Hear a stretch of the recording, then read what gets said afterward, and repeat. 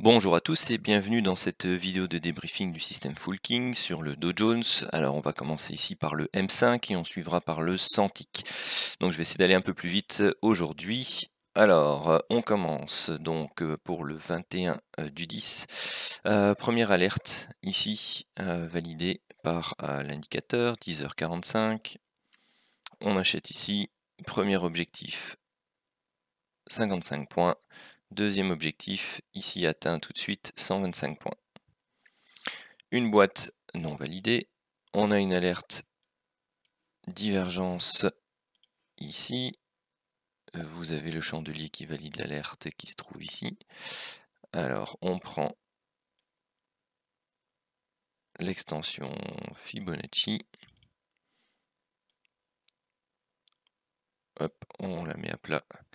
Et on va rechercher à partir de notre entrée ici, tout simplement l'extension des 100% pour l'objectif 1. Donc ça nous fait 100 points et on n'atteint pas les 200% avant d'être repris à BE. Ensuite, boîte suivante, c'est celle-ci. On entre en position ici. Hop, on se fait avoir avec le stop loss. Donc on est à quasi 200 points. Donc sur de l'eau, ça fait moins 400. Celui-là, il fait mal.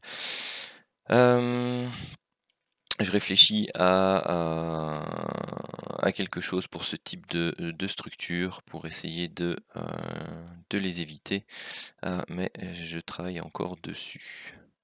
Alors, prochaine boîte, c'est celle-ci, validée là.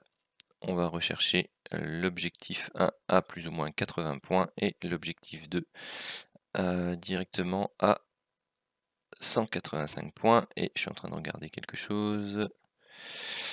22h45, donc hop, non, on n'en tient pas compte.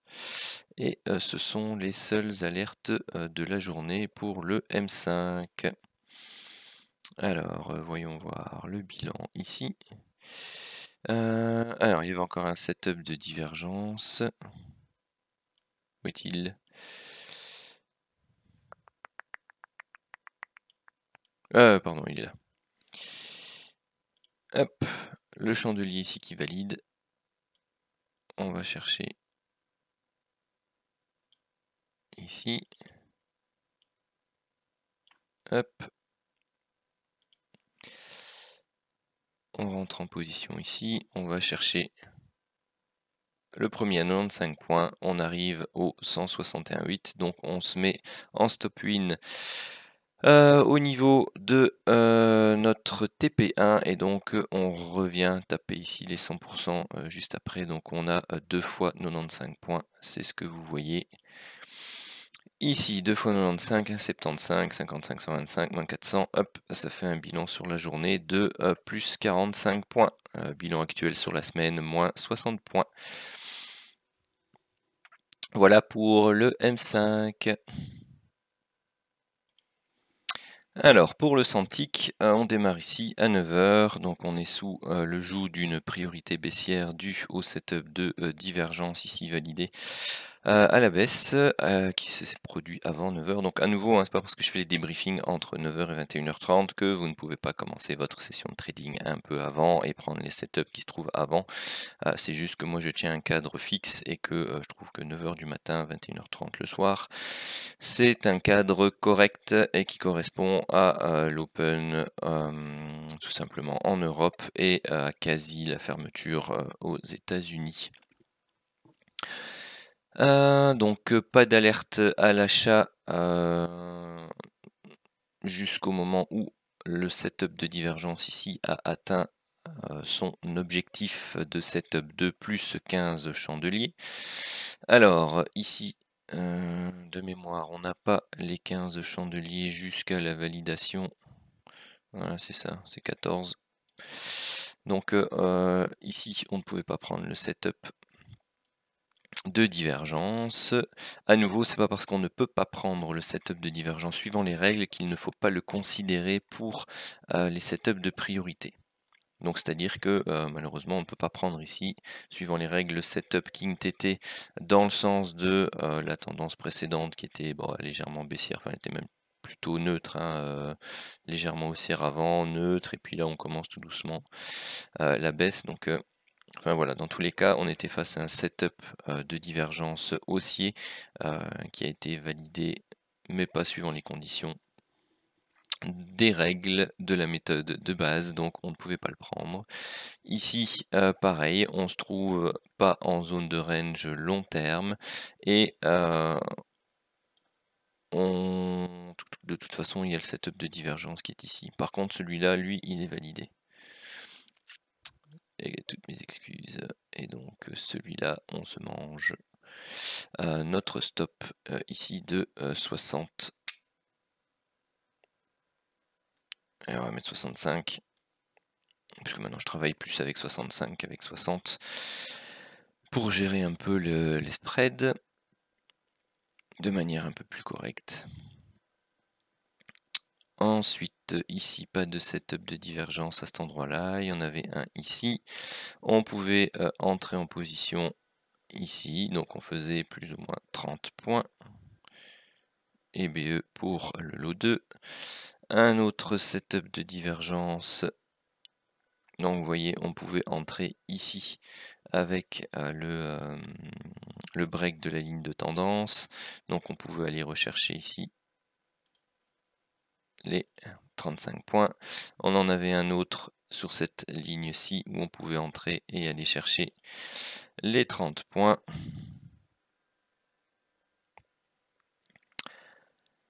Est-ce qu'on allait chercher ici? Je pense qu'on était stoppé ABE puisque j'étais dedans et je me suis fait avoir ABE pour le lot 2.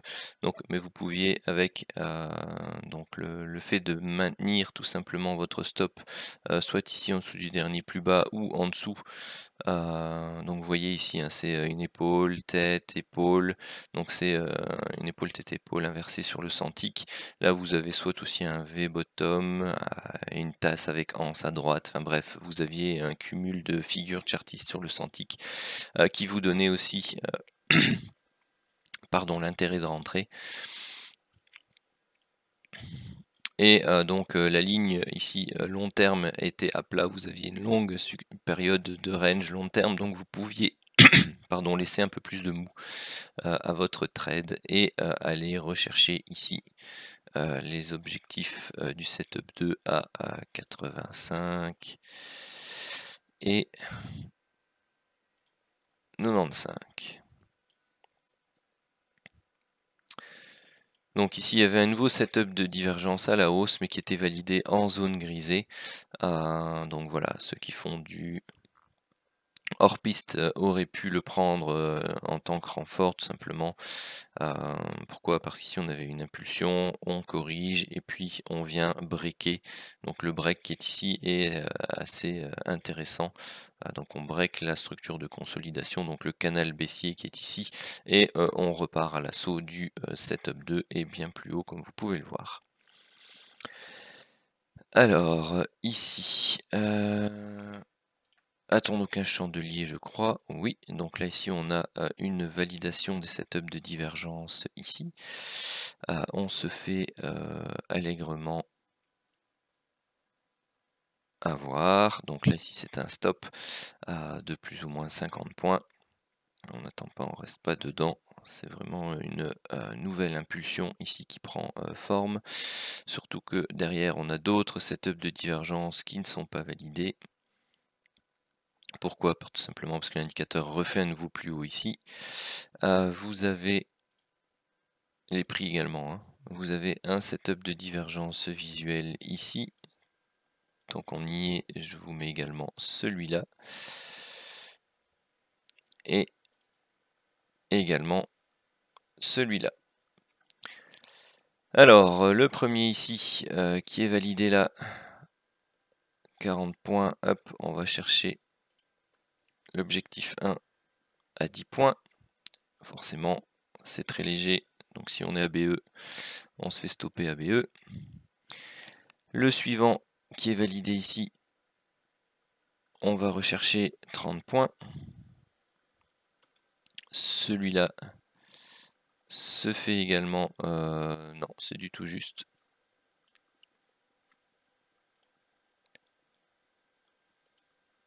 Hop.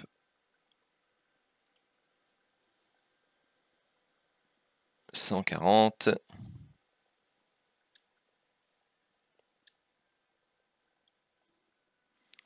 Et le suivant, c'est donc celui-là, donc c'est ce chandelier-là qui valide. Lui par contre, à mon avis, il se fait avoir, puisqu'on est moins 25 BE 0. Pas d'alerte de vente dans le sens de la descente. Ici, aucune validation de setup de divergence. On en a une ici, s'il est valide, s'il y a un setup. Hop, là, on va rechercher notre objectif de setup 1, 25 points. Et, pardon, objectif de setup 2, 85.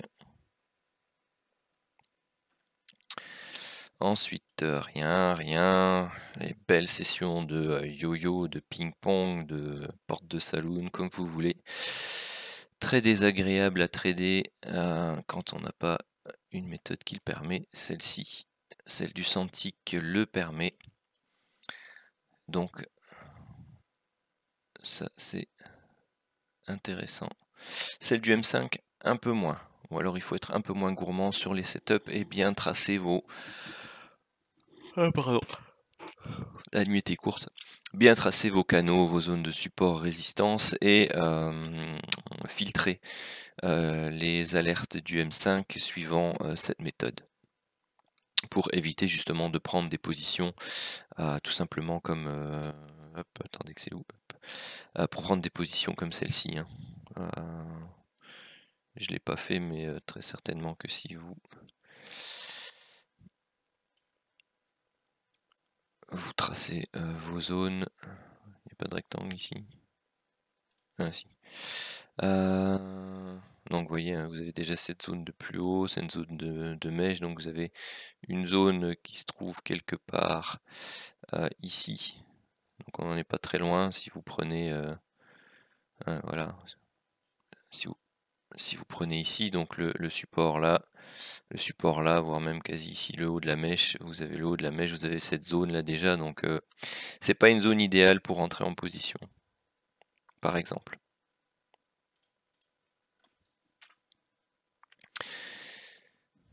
Hop, par contre, la suivante, vous voyez, vous avez la zone de support qui est ici, vous avez la zone qui est là vous avez une zone vraiment de support, et en plus on vient la breaker avec le setup de la box, donc ça sont de très bons setups par exemple. C'est valable dans les deux sens, hein. Parfois vous allez vous allez filtrer de bons setups avec cette méthode et parfois de mauvais. Par exemple, bon, voilà, celui-ci, c'est pareil, hein, vous êtes dans une zone ici de résistance. C'est pareil, hein, elle est juste en dessous. Hop, elle se voit, elle est là. Vous venez à tester une fois, deux fois, trois fois, quatre fois, vous la percez, vous venez le support, hop, vous la percez, support, vous la percez, et puis hop, c'est parti, puis là vous revenez la travailler, vous revenez la travailler. Donc voilà, vous voyez que c'est relativement important, surtout dans le contexte actuel. Hop, donc ça c'était deux mauvaises positions hier qui nous coûtent, donc quand même celle-ci 400 points, celle-ci je ne sais plus. Bah, de toute façon elle n'était pas prise puisque c'était 5 heures du matin, mais celle-ci 400 points, bon bah voilà, elle fait mal et elle pouvait être évitée. Elle pouvait être évitée avec le système des zones support et résistance. Voilà, celle-ci c'est pareil, hein, elle est à 21h, non passé 22h, donc ok. Mais c'est pareil, là vous avez ici une zone de support qui est seulement breakée là à 1h55, 2h du matin. Et puis là on recommence. Hop, continuons le Santic. Ici, donc on doit regarder la tendance précédente puisqu'on n'est pas en zone de range long terme. Tout simplement elle est neutre, légèrement haussière, donc pas de vente, pas de vente. Ici l'achat pouvait donc être pris, celui-là n'est pas terrible. Donc là, à partir du moment où on commence à s'enfoncer, hein, donc ici à moins 50, faut pas attendre forcément les moins 65 points. Vous avez ici donc le support qui est là, hein, vous venez casser le support, donc on n'arrive pas à franchir la MM15 exponentielle, donc faut pas s'attarder dans une position qui ne t'était trop longtemps quand elle ne montre pas de vigueur. Pardon. Ensuite, setup de divergence ici à l'achat qui est validé à cet endroit-là. C'est relativement mou. C'est du BE pour moi.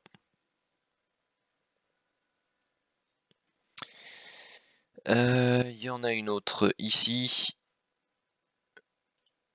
Hop. Bon, à partir du moment où on est dans celle-là, si on était déjà dans l'autre,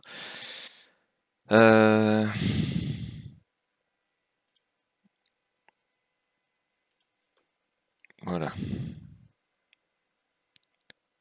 20 et 35.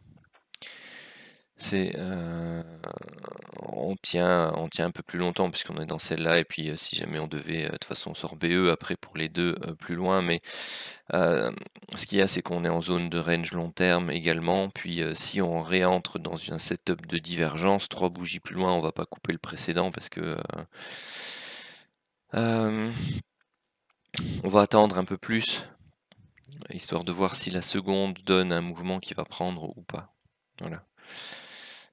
Ici, on est dans le sens des setups de divergence, donc on pouvait entrer en position, aller rechercher ici 15 points.